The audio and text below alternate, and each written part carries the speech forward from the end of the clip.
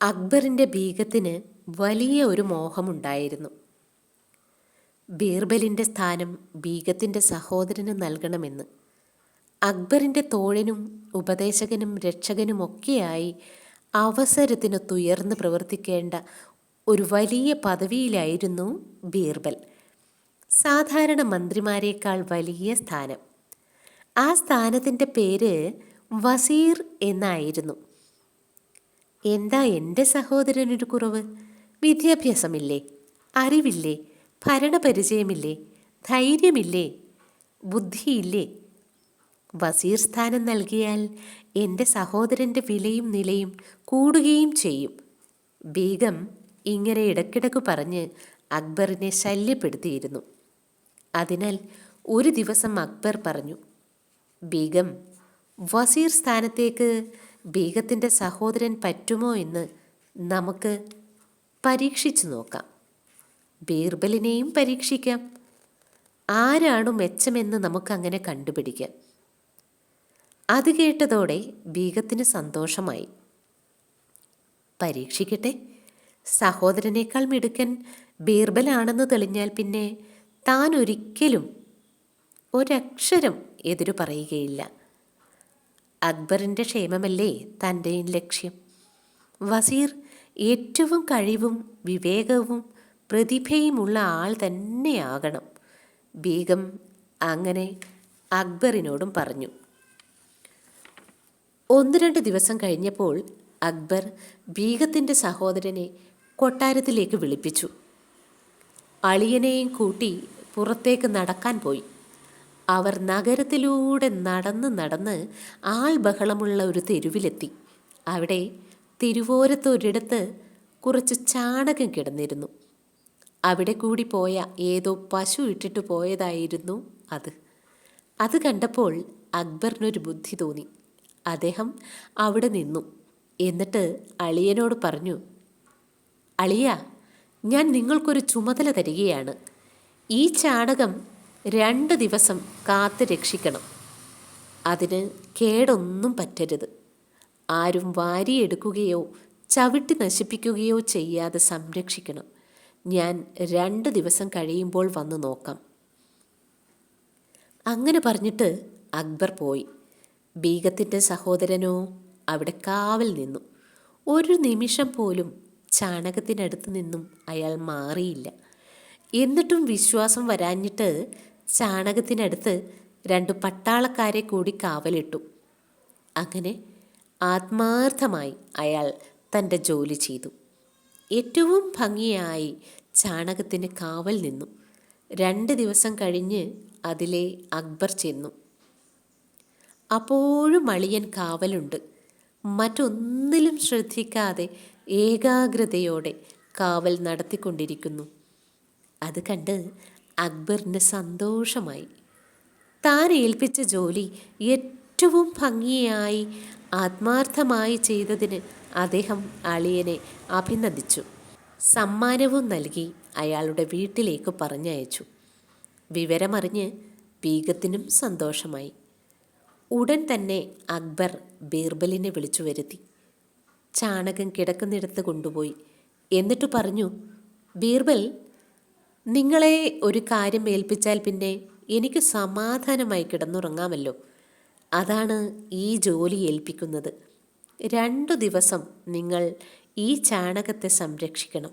മറ്റാരും ഇത് വാരിക്കൊണ്ടു പോകരുത്. ചവിട്ടിയും മറ്റും നശിപ്പിക്കരുത്.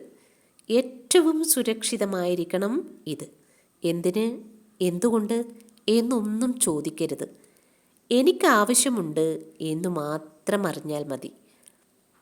അക്ബർ ജോലി ഏൽപ്പിച്ചിട്ട് കൊട്ടാരത്തിലേക്ക് പോയി. ഉടൻ ബീർബൽ അടുത്തുണ്ടായിരുന്ന കടയിൽ കയറി ഒരു കുട്ട വാങ്ങി. അതുകൊണ്ട് ചാണകം മൂടി. എന്നിട്ട് തൊട്ടടുത്ത് ഒരു ബോർഡ് എഴുതി വെച്ചു. ദയവായി ഇതിൽ തൊടരുത്. ഇതിനെ കാത്തു രക്ഷിക്കുവിൻ. ഒരു സിദ്ധൻ ചക്രവർത്തി തിരുമേനിക്കു നൽകിയിരിക്കുന്ന വിശുദ്ധ വസ്തുവാണിതിൽ. ഇത്രയും പണി ഒപ്പിച്ചിട്ട് ബീർബൽ നേരെ രാജസഭയിലേക്ക് തിരിച്ചുപോയി. ഒന്നും സംഭവിക്കാത്ത മട്ടിൽ രാജസഭയിൽ പങ്കെടുത്തു. ചർച്ചകളിലെല്ലാം തനിക്കു പറയാനുള്ളത് പറഞ്ഞു. ചക്രവർത്തിക്ക് വേണ്ട ഉപദേശങ്ങളും നൽകി. അങ്ങനെ താൻ സാധാരണയായി ചെയ്യുന്ന എല്ലാ ജോലികളും ചെയ്തു. വൈകുന്നേരം ചാണകം കിടക്കുന്ന തെരുവിനടുത്ത് ചെന്ന് നോക്കി. മറ്റാരും ശ്രദ്ധിക്കാതെ നിന്ന് ചുറ്റും നിരീക്ഷിച്ചു. അവിടെ 4-5 പേർ നിന്നിരുന്നു. ബോർഡ് കണ്ട് നാട്ടുകാർ തന്നെ മാറി മാറി കാവൽ നിൽക്കുകയായിരുന്നു.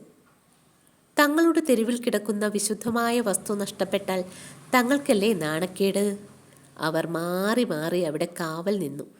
ആ വഴി നടന്നു വന്ന നായ്ക്കളെയും പശുക്കളെയും പോലും ഓടിച്ചു കളഞ്ഞു. ബീർബൽ എല്ലാം കണ്ട് പുഞ്ചിരിച്ചുകൊണ്ട് വീട്ടിലേക്ക് പോയി. നന്നായി കുളിച്ചു, ഭക്ഷണം കഴിച്ചു, സുഖമായി ഉറങ്ങി. അങ്ങനെ 2 ദിവസം കഴിഞ്ഞപ്പോൾ ബീർബൽ ചാണകത്തിനടുത്ത് ചെന്ന് നോക്കി. എല്ലാം ഭദ്രം. പഴയതുപോലെ കുട്ടയിൽ ഒരു കരിയില പോലും വീണിട്ടില്ല. ചുറ്റും ആരോ വൃത്തിയാക്കിയും വച്ചിട്ടുണ്ട്. ബീർബൽ അതൊക്കെ കണ്ട് രസിക്കുമ്പോൾ ഒരത്ഭുതവും കണ്ടു. ചക്രവർത്തിയും ബീഗവും അല്പം മാറി നിന്ന് എല്ലാം ശ്രദ്ധിക്കുന്നുണ്ട്. അവർ വന്നിട്ട് കുറേ നേരമായി എന്ന് തോന്നുന്നു. ബീർബലിനെ കണ്ടതും ചക്രവർത്തി ചിരിച്ചു. ഞാൻ ഏൽപ്പിച്ചത് സുരക്ഷിതമാണല്ലോ അല്ലേ ബീർബൽ? ചക്രവർത്തി ചോദിച്ചു. അതെ തിരുമേനി, അങ്ങേ സ്നേഹിക്കുന്ന പ്രജകൾ തന്നെ അങ്ങു വിലമതിച്ചതിനെ സംരക്ഷിച്ചു. ഞാൻ അതിന് കാരണക്കാരനായി എന്നേയുള്ളൂ. അക്ബർ ബീർബലിനെ തിരിച്ചയച്ചു. തെരുവിലെ ബോർഡും കുട്ടയും ചാണകവുമൊക്കെ മാറ്റാൻ സേവകരെ ഏൽപ്പിച്ചു. എന്നിട്ട് ബീഗവുമൊത്ത് തോട്ടത്തിലൂടെ നടക്കാൻ പോയി. നടക്കുന്നതിനിടയിൽ അദ്ദേഹം ബീഗത്തിനോട് പറഞ്ഞു, ഭവതിയെല്ലാം നേരിൽ കണ്ടല്ലോ. ഭവതിയുടെ സഹോദരൻ സത്യസന്ധനാണ്, അനുസരണശീലമുള്ളവനുമാണ്. പറയുന്നത് അതേപടി അനുസരിക്കും. അത്തരം ജോലികൾ അദ്ദേഹത്തെ നമുക്ക് ഏൽപ്പിക്കാം. എന്നാൽ വസീറിൻ്റെ ജോലി അതല്ല. വിവേകത്തോടെ ബുദ്ധിപൂർവം സേവനം നടത്തുകയാണ് വസീർ ചെയ്യേണ്ടത്.